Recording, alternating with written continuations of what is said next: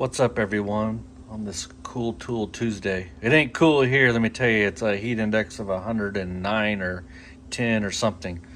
I'm going to need these gloves on just to go outside.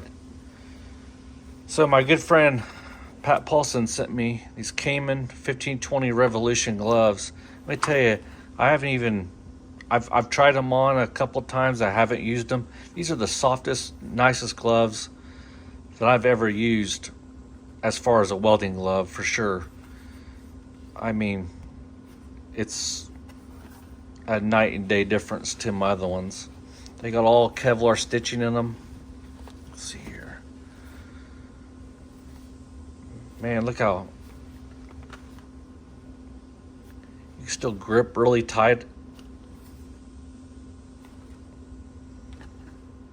Man, they're super nice. So I think he got a pair too, and we're all gonna try these out once it kind of cools down, or I have some other welding to do, which I got a big job coming up, but we'll talk about that another day.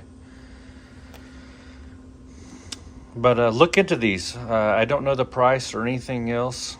If these were, $50 gloves, $150 gloves, I have no idea. Haven't even looked them up.